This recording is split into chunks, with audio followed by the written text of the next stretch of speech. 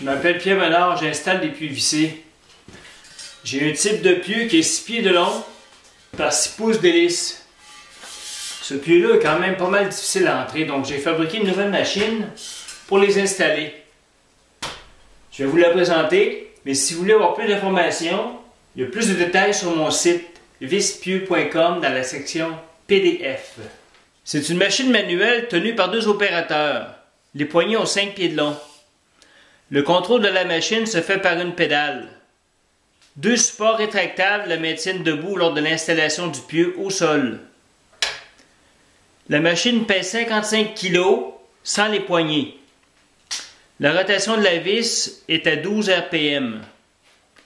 2 cordons d'alimentation l'alimentent sur 2 disjoncteurs différents. Une pédale contrôle la marche arrêt.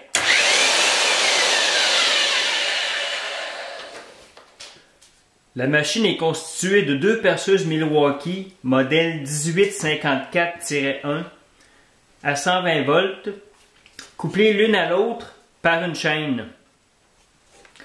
Chaque perceuse tourne à 350 RPM sans charge et chaque perceuse tire 10 ampères. La broche des perceuses est de type conique Jacob numéro 3 avec une clé. Chaque perceuse développe 2132 livres par pouce de couple.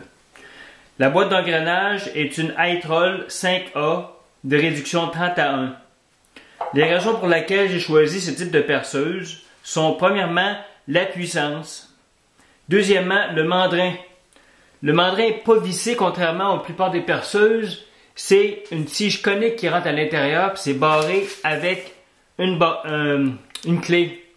Donc lorsqu'on dévisse un pieu, il n'y a pas de danger que le mandrin se dévisse puis brise l'intérieur de la machine.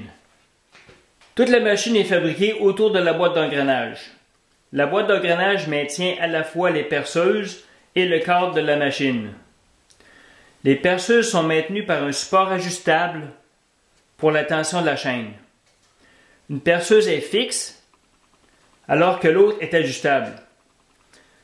Il y a un réglage aussi dans la boîte de jonction et un autre en bas où le moteur électrique.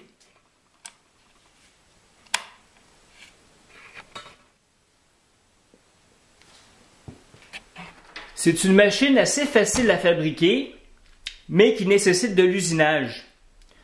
Il a fallu que j'usine les boîtiers des perceuses parce que la surface n'était pas parfaitement parallèle, était simplement coulée. Pour avoir un bon contact avec les ajustements, j'ai dû l'usiner. J'ai dû faire un adaptateur pour les barbotins. Et puis, le joint universel, les dents des barbotins ont dû être usinées parce qu'il n'y avait pas assez de jeu et c'était pas parfaitement aligné.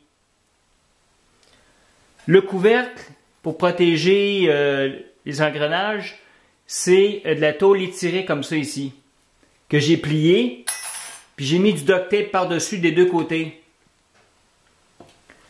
Vous pouvez avoir plus de détails sur mon site vispieux.com dans la section PDF.